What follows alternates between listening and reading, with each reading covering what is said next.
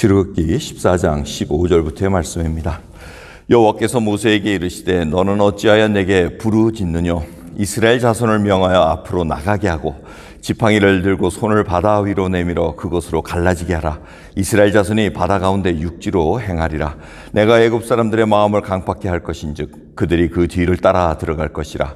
내가 바로와 그 모든 군대와 그 병거와 마병을 인하여 영광을 얻으리니 내가 바로와 그 병거와 마병으로 인하여 영광을 얻을 때에야 애굽 사람들이 나를 여호와인 줄 알리라 하시더니 이스라엘 진 앞에 행하던 하나님의 사자가 옮겨 그 뒤로 행하매 구름 기둥도 앞에서 그 뒤로 옮겨 애굽 진과 이스라엘 진 사이에 이르러 서니 저편은 구름과 흑암이 있고 이 편은 밤이 광명하므로 밤새도록 저편이 이 편에 가까이 못하였더라.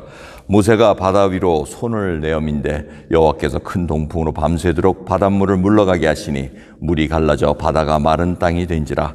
이스라엘 자손이 바다 가운데 육지로 행하고 물은 그들의 좌우에 벽이 되니 애굽 사람들과 바로의 말들 병거들과 그 마병들이 다 그 뒤를 쫓아 바다 가운데로 들어오는지라. 새벽에 여호와께서 불구름 기둥 가운데 애굽 군대를 보시고 그 군대를 어지럽게 하시며 그 병거 바퀴를 벗겨서 달리게 극난하게 하시니 애굽 사람들이 가로되 이스라엘 앞에서 우리가 도망하자. 여호와가 그들을 위하여 싸워 애굽 사람들을 치는도다. 여호와께서 모세에게 이르시되 내 손을 바다 위로 내어밀어 물이 애굽 사람들과 그 병거들과 마병들 위에 다시 흐르게 하라 하시니 모세가 곧 손을 바다 위로 내어밀매 새벽에 미쳐 바다에 그 세력이 회복된지라. 애굽 사람들이 물을 거스려 도망하나 여호와께서 애굽 사람들을 바다 가운데 엎으시니 물이 다시 흘러 병거들과 기병들을 덮되 그들의 뒤를 쫓아 바다에 들어간 바로의 군대를 다 덮고 하나도 남기지 아니하였더라. 그러나 이스라엘 자손은 바다 가운데 육지로 행하였고 물이 좌우에 벽이 되었었더라. 그날에 여호와께서 이같이 이스라엘을 애굽 사람의 손에서 구원하시매 이스라엘이 바닷가에 애굽 사람의 시체를 보았더라.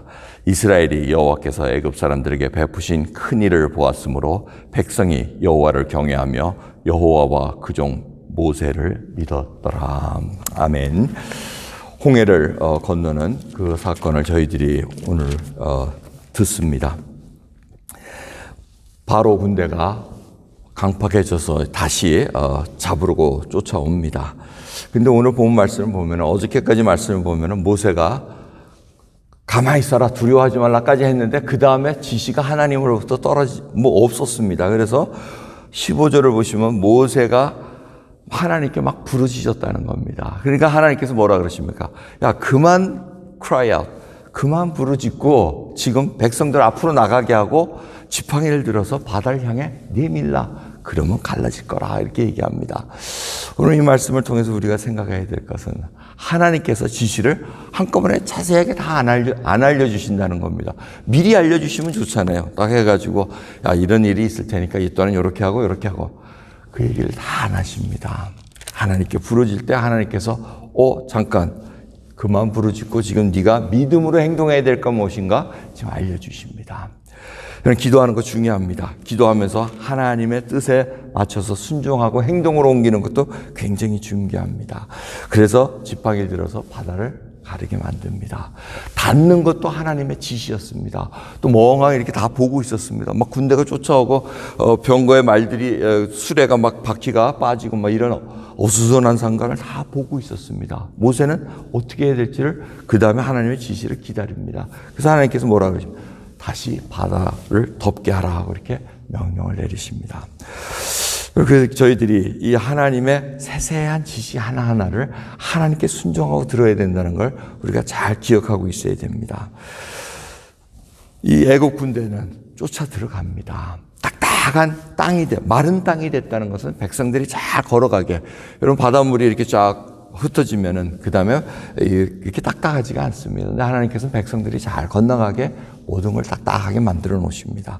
그래서 애국 군대들도 야, 이 정도면 우리도 바퀴 병거를 끌고 들어갈 수 있겠다 하고 쫓아갔더니 웬걸 이게 전부 다 바퀴가 빠졌든지 어떻게 됐든지 이게 엉망진창이 됩니다. 600개의 그 병거가 쫙 멋있게 들어가다가 그냥 바퀴가 빠지니까 이게 아수라장이 됩니다. 이런 길이가 폭이 얼마나 넓었는지는 추측은 할 수 있습니다. 보통 100만, 200만 명이 쫙 걸어가려면 폭이 한 1마일은 되지 않았나 이렇게 생각을 합니다. 1마일 정도 양쪽에 벽이 쫙 이렇게 바닷물을 세우게 하시고 길을 만들어 놓으셔서, 그러니 바로 군대가 볼 때는 야, 저거 쫓아가면 바로 우리 밥이다 하고 생각했을 겁니다. 하지만 하나님께서 딱 바닷물을 쥐고 어지럽게 만들어 놓으니까 어지럽다는 군인들이 그냥 막 공포에 떨었다는 겁니다. 그래서 25절 말씀을 보면 애굽 병사들이 하나님의 이름을 외칩니다. 이스라엘 앞에서 우리가 도망가자. 여호와가 그들을 위하여 싸워 애굽 사람들을 치는도다. 그들이 이제 알았다는 겁니다. 이 일을 통해서 결론은 뭡니까? 31절. 이스라엘 백성을 통해서 하나님의 영광을 봤다는 겁니다. 그리고 애굽 사람들도 스스로 하나님을 인정하고 하나님의 이름을 부르고 그분이 누구인가를 알게 됐다는 겁니다. 그리고 31절 보면 이스라엘 백성들이 이 큰 일을 보았으므로 백성이 여호와를 경외하며 여호와 그 종 모세를 믿었더라 하고 얘기합니다. 여러분, 이것이 사실은 키포인트입니다. 10가지 재앙을 통해서 그리고 광야에 나와서 모든 걸 봤음에도 불구하고 그들이 믿지를 않고 있었다는 겁니다. 결국은 이건 어떻게 되냐면 알기를 원했다는 겁니다. 18절 보면 나를 여호와인 줄 알리라. 애굽 사람들도 내가 여호와인 줄 알리라. 그리고 이스라엘 백성들도 내가 여호와인 줄 알리라는 그 말과 딱 연관이 됩니다. 안다는 말씀, 야다라는 그 히브리 단어, 정말 개인적인 직접적인 경험을 하지 않고서는 알 수 없는 단어입니다. 그러기에 사도 바울도 디모데 후서에 있던 지난주 말씀처럼 내가 의리한 자를 알고 내가 안다는 겁니다. 점점 알아간다는 겁니다. 여러분, 우리는 하나님을 얼마나 알아가고 있습니까? 내가 믿는 자가 누구인가를 정말 알고 계십니까? 받아도 하나님께서 가르치겠다면 가르치겠다는 겁니다. 천지를 주관하신 하나님의 능력을 우리가 믿어 의심치 않는 자들입니다. 그러기에 오늘 이 시간 하나님 앞에 내가 정말 하나님을 알고 믿고 신뢰하고 갈 수 있는 자인가? 하나님의 선하신 계획이 무엇인가? 정말 내가 알고 가는가? 하나님 앞에 다시 한번 우리의 마음을 내려놓고 정말 불기둥 구름기둥 하나님의 임재하심을 상징적으로 표현해 주시는 말씀입니다. 진정으로 그들은 애굽의 진과 이스라엘 진 사이에, 애굽 사이에는 구름과 어둠이 끼게 하고 이스라엘 백성 쪽에는 광명이 있게 하신 것이 하나님의 그 구원받은 백성들의 결국 궁극적인 목적이고 모습입니다. 하나님께서 애굽 이 땅을 통해서 무엇을 보여주셨습니까? 공의를 보여주십니다. 결국 궁극적으로는 악인들은 하나님의 심판을 면할 수 없다는 것을 우리가 다시 한번 깨닫기에 주님 앞에 공의로우신 하나님, 선하신 하나님 앞에 나의 인생을 다시 한번 의뢰하며 살아가는 저와 여러분 되기를 간절히 기도하겠습니다. 기도합니다. 하나님 감사합니다. 오늘도 귀한 새벽 정말 주님의 선하신 계획이십니다. 저희는 다 할 수가 없습니다. 오늘 하루 앞에 일도 뭐가 있는지를 모르겠는데 주여 주님께서 말씀해 주시옵소서. 알게 해주시고 그때마다 상황 때마다 하나님께서 성령 하나님의 그 지혜로운 말씀으로 하나하나 알게 해주시고 행동하게 하옵시고 말하게 하옵시고 움직이게 하여 주옵소서. 주께 영광 돌리는 귀한 하루 되도록 은혜 베풀어 주옵소서. 감사드리며 우리 주 예수 그리스도의 이름으로 기도드리옵나이다.